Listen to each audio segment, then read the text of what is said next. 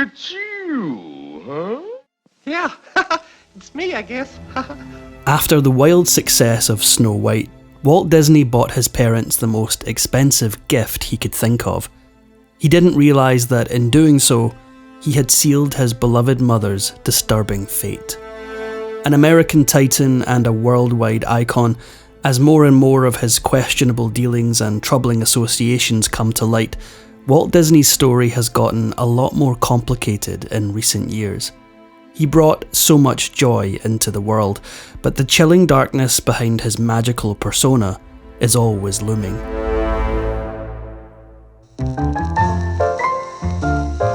Born in Chicago in 1901, Walt would go on to enjoy a quintessential American upbringing, something that would colour much of his future work. He spent his childhood on the move. From his birth to the age of 15, his family uprooted 3 times, first to Marceline, Missouri, then to Kansas City, before finally returning to Chicago with his family in 1917, where he would finish high school. There he was the cartoonist of his school paper, often drawing patriotic images as World War I raged overseas. By mid-1918, he was no longer satisfied with watching the conflict from the sidelines.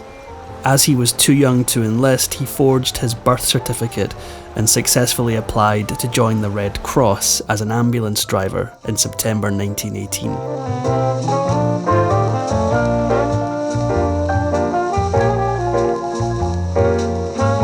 After a year in France, Disney returned to Kansas City and became an apprentice artist at the Pesman Rubin Commercial Art Studio, starting a friendship with fellow artist Ub Iwerks.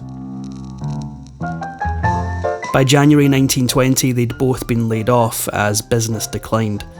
As a result, the pair began their first joint venture, Iwerks Disney Commercial Artists. Young and inexperienced, they failed to drum up any reliable business for their fledgling company. Disney left first, getting a job at the Kansas City Film Ad Company as an illustrator to provide temporary funds the pair could put back into their own company. Iwerks tried to carry on by himself, but eventually joined Disney a month later. It was at the Film Ad Co. that Disney caught the bug for animation. Borrowing a book and a camera, he began experimenting on his own time. He came to the conclusion that hand-drawing every frame of animation, known as cell animation, was the ticket to success. However, the Film Ad Co. didn't agree. They wanted to create stop-motion cutout animations. So Disney struck out on his own again. Next, Disney and his new partner, Fred Harmon, created short cartoons for the local Newman Theatre. Their success there allowed them to create Laugh-O-Gram Studios. There, Disney hired his old friend Iwerks, along with several other animators, in 1921. But this was another false start. Laugh-O-Gram produced Alice's Wonderland, a 12.5-minute combination of live action and animation. The company went bankrupt before they were able to release it.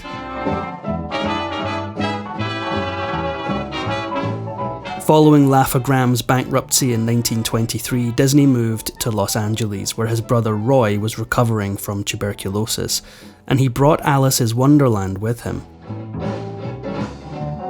Margaret J. Winkler was a recognised distributor of animation, and she was losing the rights to the Out of the Inkwell and Felix the Cat cartoons, and needed something new to survive.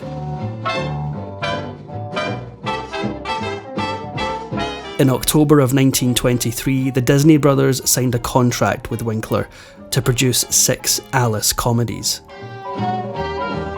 Walt and Roy formed the Disney Brothers Studio, and by July 1924, Walt had also persuaded Iwerks to move from Kansas City and join the team. By 1926, Winkler had retired and turned the company over to her husband, Charles Mintz, and the Alice series was on its way out. Mintz wanted new material he could distribute to Universal Pictures, and Disney wanted to switch from the mix of animation and live action he'd used with Alice to full animation.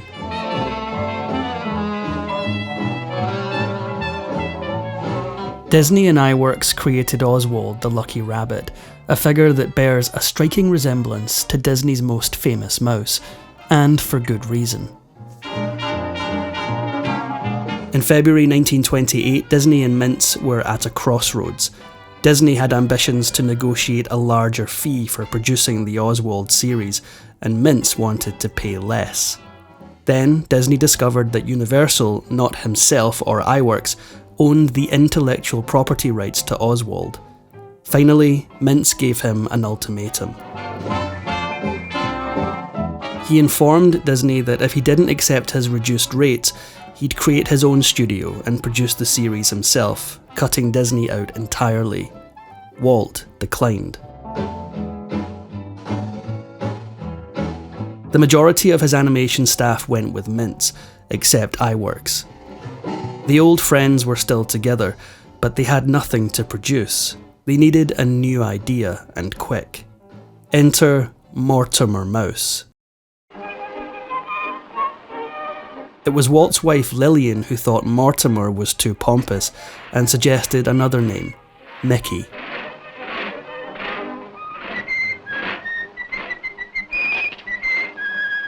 Despite taking the credit for Mickey Mouse, Disney had less to do with the creation than most realise. Although he drew the initial sketch, it was iWorks who revised it, making the character easier to animate, and creating Mickey as he's known today. At this point in his career, Disney was distancing himself from the animation process. He did, however, provide Mickey's voice from creation until 1947.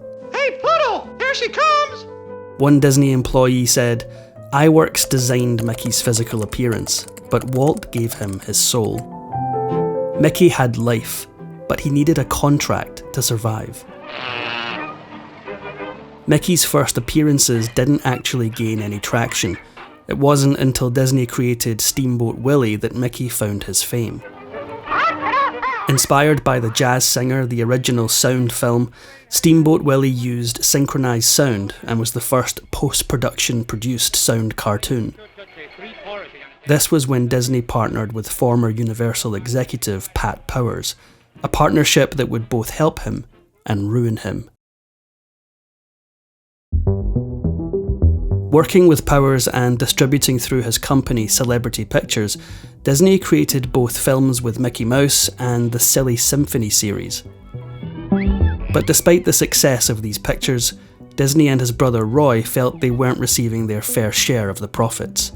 At the same time, trouble was brewing with iWorks as well. Despite playing a key role in the production of Mickey Mouse, as well as being the main animator for every one of Disney's projects, iWorks felt that he wasn't getting the recognition that he deserved. So, when Powers offered to sign him to create his own company in retaliation for Disney demanding more money, iWorks planted the knife in his friend's back and agreed. Walt Disney was once again on his own, and the cracks were showing.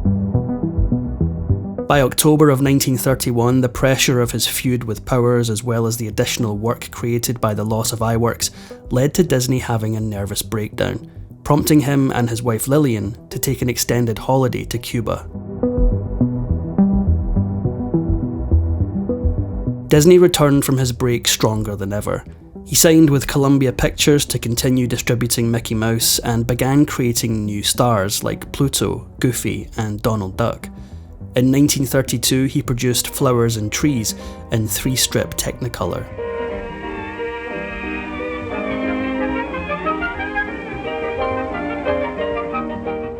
Despite half a decade of success, Disney became dissatisfied with producing cartoon shorts by 1934. He felt that the future of animation was going to be something bigger. With that in mind, he began production on Snow White and the Seven Dwarfs, the first ever attempt at a full-length animated feature film.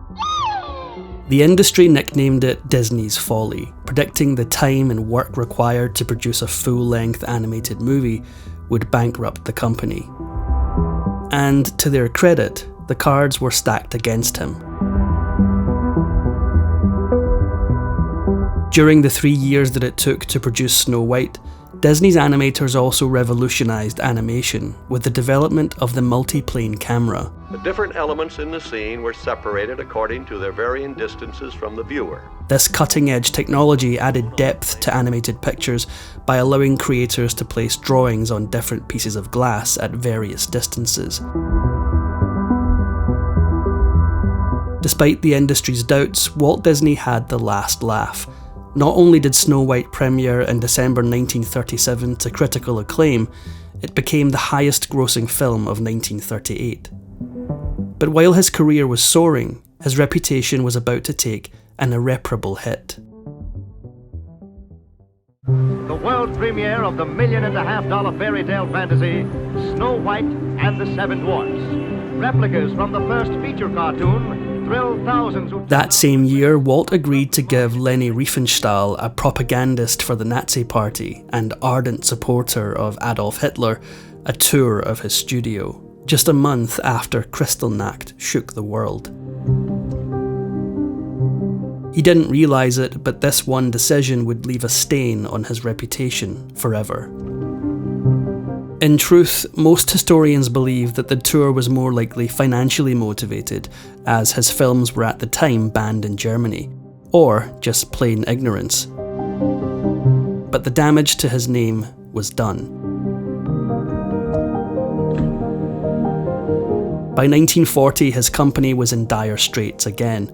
Neither Pinocchio nor Fantasia, both released in 1940, performed well at the box office, and the Disney company began to quickly find themselves sinking into debt.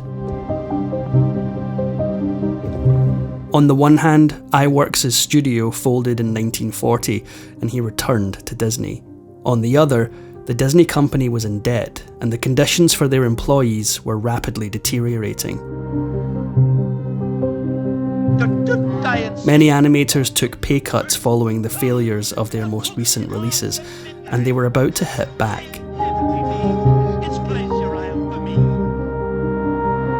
In 1941, led by animator Art Babbitt, who openly disliked Walt Disney, the company's animators went on strike, demanding that Disney unionize his studio. He refused and fired several employees who had joined the Screen Cartoonists Guild. At no point during or after the strike, which lasted 5 weeks, did Disney take any responsibility. He blamed those who were striking for their own unhappiness. In a speech to his 1,200 employees, he said, "If you're not progressing as you should, instead of grumbling and growling, do something about it." This failed to inspire his workers.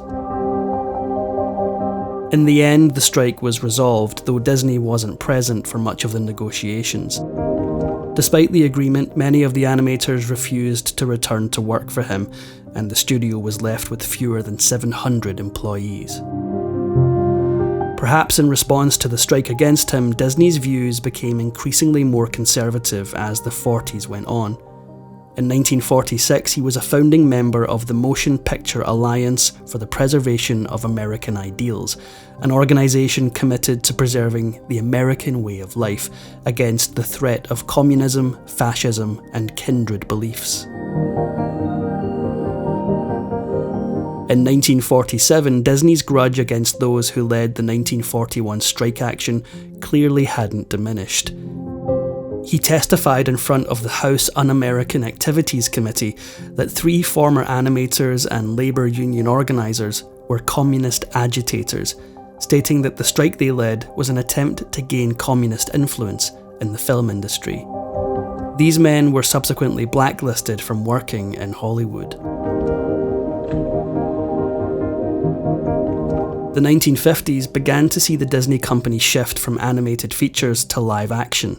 Walt, however, was focused on a bigger passion project, building a clean, unspoiled park where the entire family could have fun.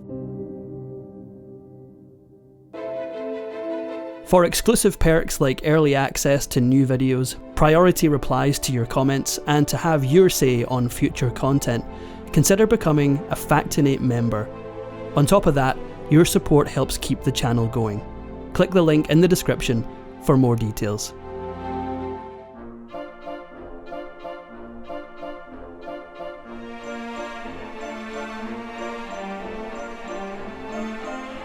Inspired by Denmark's Tivoli Gardens, Disney purchased land in 1952 and began work with his Imagineers to create his vision. Disneyland opened in July 1955, its opening ceremony broadcast on ABC to 70 million viewers. The American public were enchanted by Disneyland's themed parks connected by Main Street USA, which was modelled after the Main Street in Marceline, Walt's childhood home. After a roller coaster of ups and downs, Disney had returned to a roaring success, and the best was yet to come. Throughout the remainder of the 50s and early 60s, Disney continued to produce feature-length films and television shows, many of which remain as popular today as they were then. In 1964, Disney produced Mary Poppins after trying since the 40s to gain the rights from author P.L. Travers. The film would be one of Disney's crowning glories. However, it would mark the end for Disney himself.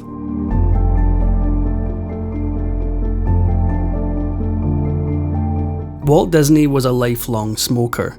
When the dangers of smoking became more widely accepted, Walt promised his daughter that he would switch to filtered cigarettes, which he did. He just removed the filters before smoking them. In early November 1966, Walt Disney was diagnosed with lung cancer. Although treated immediately, by the end of the month he'd been hospitalised. He died in hospital on December 15th. Walt Disney was gone, but his legacy lived on.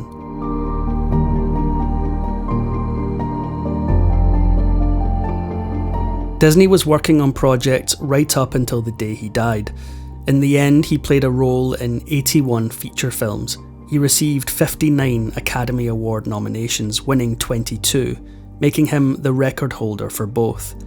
His success is undeniable, even if his reputation is altogether murkier. Despite all his success, one tragic mistake haunted Walt Disney until the end of his days. Flush from the success of Snow White, Walt and his brother Roy bought their parents a modern home in California, including a state-of-the-art heating system using the newest technology, natural gas. Almost immediately, the Disneys began to have problems with the home's fancy new heating system. The brothers sent over a repairman from their studios to fix the malfunctioning system. However, the system was too new, and the repairman would make a mistake, with dire consequences. On November 26, 1938, Flora and Elias Disney's housemaid discovered the couple unconscious on the floor of their new home. With the aid of some neighbours, the maid dragged them both out of the house, but only Elias recovered. By then, it was already too late for Flora.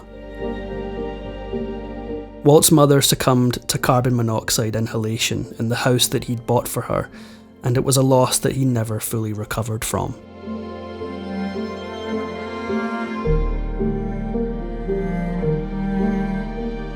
In the years since Disney's passing, the Disney company has only continued to grow.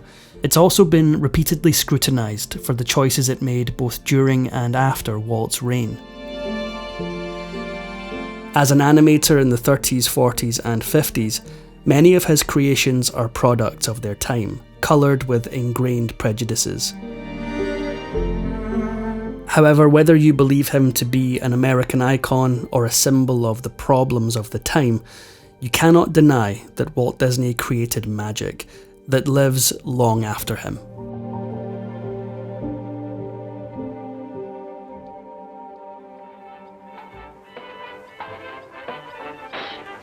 If you enjoyed this Factinate video, give it a thumbs up and subscribe for more incredible stories. If you want a say in who we cover next, join our membership program through the link in the description for exclusive perks. Your support means everything to us. Thanks for watching, and we'll see you in the next one.